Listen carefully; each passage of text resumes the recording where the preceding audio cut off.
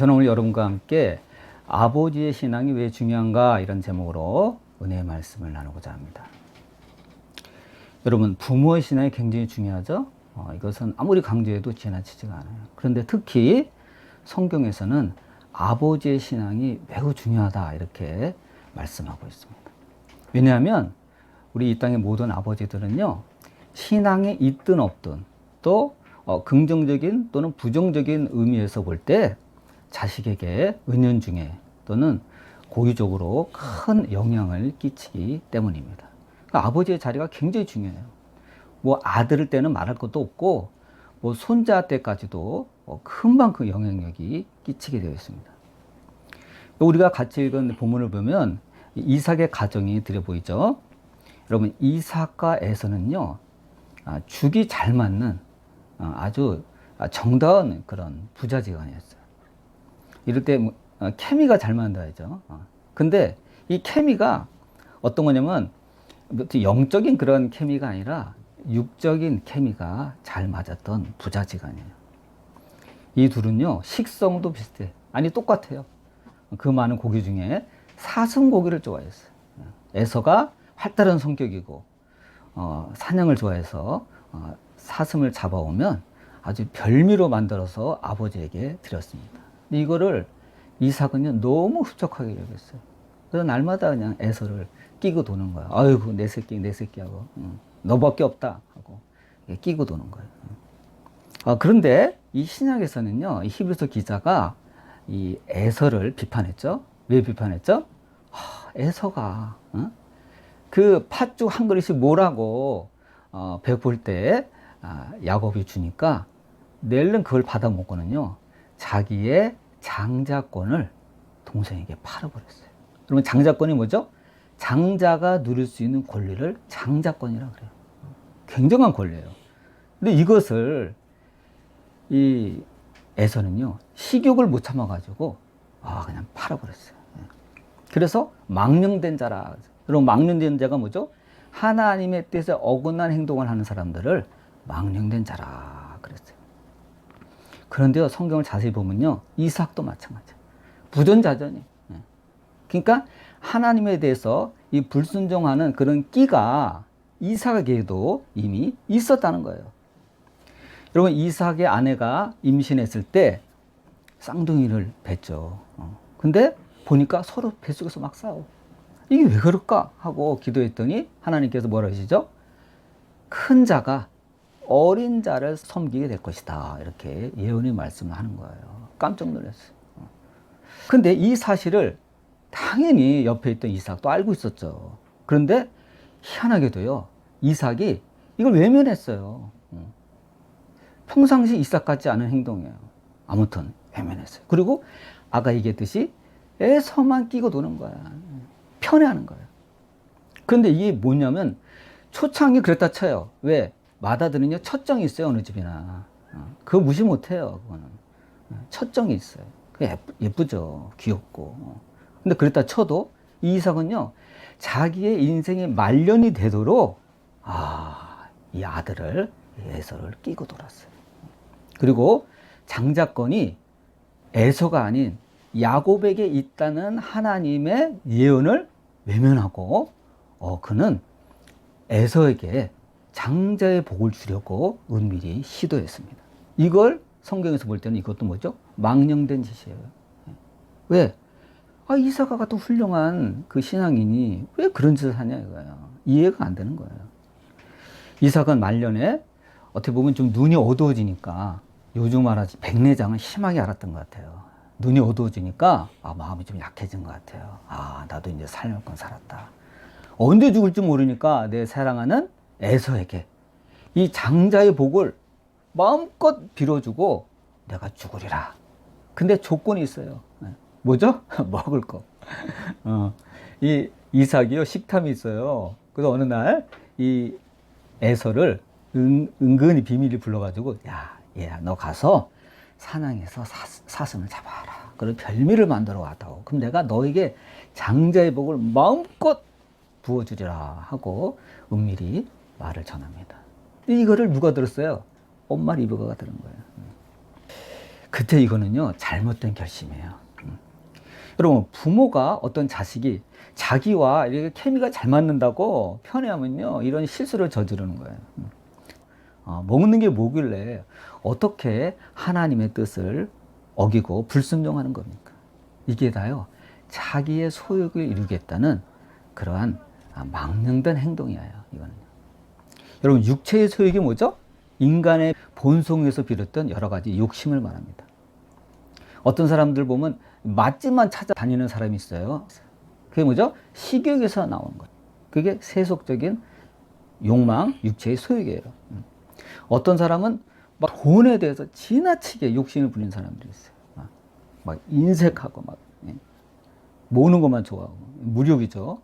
또 어떤 사람은 자리를 탐하고 막 가무트를 좋아하고 유명해지기를 좋아하는 사람이 있어요. 이게 명예욕이죠.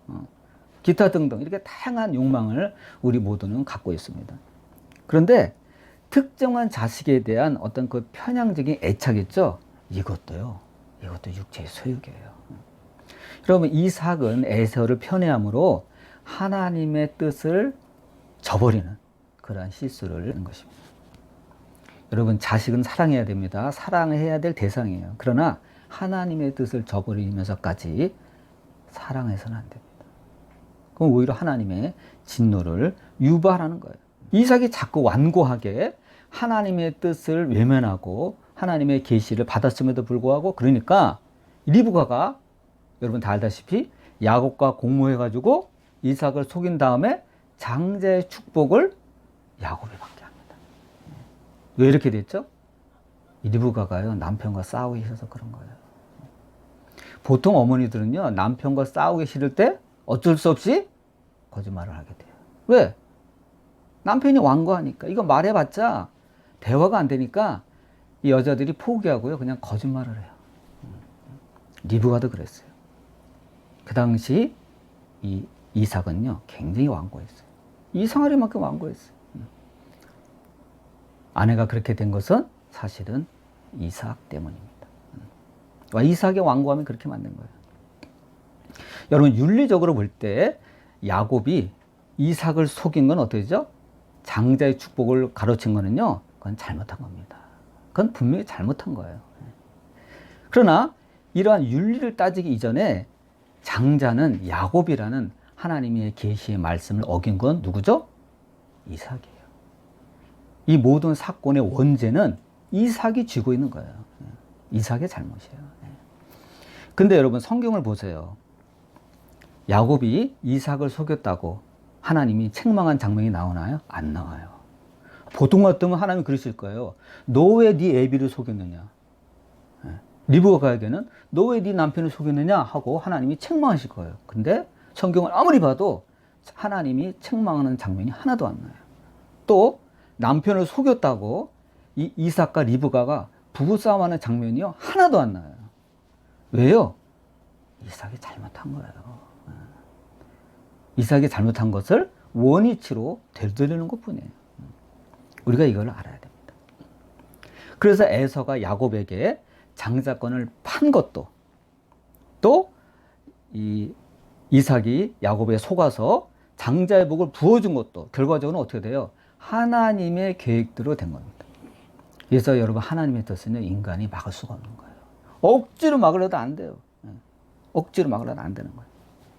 그래서 우리가 구약의 말라기서 1장 2, 3절을 보면요, 하나님은 뭐라고 그랬죠? 내가 야곱을 사랑하였고 에서를 미워하였다라는 이런 구절이 나옵니다. 이것은 에서 입장에서 보면요, 좀 억울한 거예요. 사실 불공평한 거예요. 아니, 하나님은 왜 처음부터 야곱을 사랑하고 왜 에서를 미워하지? 왜 나를 미워하지? 이렇게 따질 수도 있는 거예요, 사실. 근데 여러분, 제가 그것을 성경의 기준에 맞게 다시 한번 해석을 해드릴게요. 이것은 여러분, 에서의 입장에서 보면요, 굉장히 불공평하게 보이지만 이 말을 구체적으로 여러분에게 다시 표현하면 이런 말이에요. 나 하나님은 신앙심으로 장자권을 사들인 야곱을 사랑하였고, 반면에 내가 준 장자권을 우습게 여기고 야곱에게 팔아버린 에서를 미워하였다. 이렇게 해석하면 우리가 이해가 되는 겁니다. 그러니까요, 하나님은 하나님의 전지전능하신 예지력으로 이미 태초부터 야곱이 에서에게 장자권을 사들이는 것을 보신 거예요. 그리고 에서가 야곱에게 팥죽 한 그릇을 얻어먹고 이 장자권을 파는 것을 보신 거예요. 그래서 이렇게 말씀하신 겁니다. 하나님 미리 내다보신 거예요. 그래서 하나님은 신앙심이 있는 야곱을 사랑하셨다는 겁니다. 이토록 여러분, 신앙이 중요한 거예요. 그런데 그럼 도대체 이 장자권이 뭐길래 그렇게 중요한가? 이걸 한번 살펴봐야 됩니다. 여러분, 이스라엘 가정에서 마지, 즉 장자는요, 부모가 돌아가셨을 때 그 유산의 2배를 받습니다. 다른 형제들은 하나 받을 때 장자는요, 두 배를 받아요. 그러니까 물질적으로도 굉장히 유리하죠. 그런데 이건 아무것도 아니에요. 진짜 중요한 건 뭐냐? 장자권이라는 것은 그 가장의 제사장이 된다는 것을 의미해요. 이것은 집안에서 옛날부터 하나님과 조상 아브라함이 맺은 언약의 상속권자가 된다는 겁니다. 이건 엄청난 거예요. 그렇다면 여러분, 하나님과 아브라함이 맺은 그 언약의 핵심이 뭐죠? 아브라함의 후손이 번성하여 큰 민족을 이루고 땅을 상속받게 된다는 것입니다. 이거 어마어마한 축복이에요. 두 번째, 아브라함의 후손이 복의 근원이 되어서 천하 만민에게 복을 가져다 줄 거라는 것이 두 번째 언약이에요. 여러분, 야곱이 에서에게 팥 한 그릇으로 이 장자권을 사들인 덕분에요, 이 야곱은요, 아브라함과 이삭을 잇는 세 번째 족장이 됩니다. 그래서 이스라엘의 대표자가 됩니다. 그 오늘날의 이스라엘의 조상이 된 거예요, 야곱이.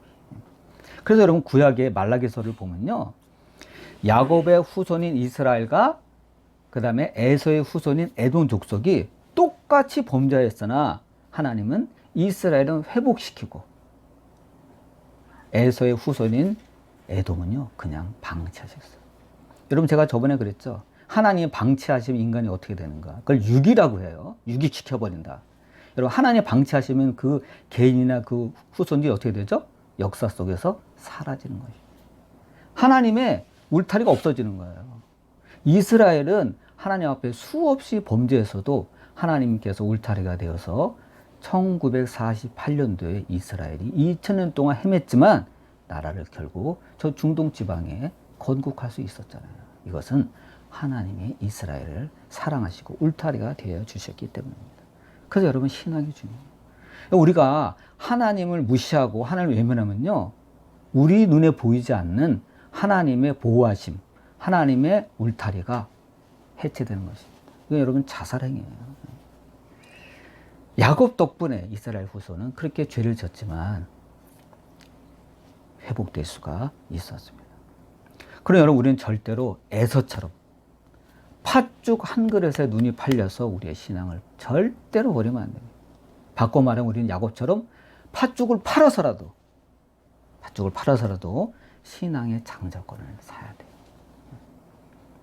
나랑 우리 자식이 어떤 육적인 그런 케미가 맞는다 그래서 편애하지 말고 하나님의 복을 귀하게 여기는 바른 신앙의 자세를 자식에게 물려줘야 되는 거예요. 그러니까 애비들이, 아버지들이 정신을 차려야 돼요. 근데 이삭은 정신을 못 차렸기 때문에 아내 리브가가 할 수 없이 개입하고 나섰던 것입니다.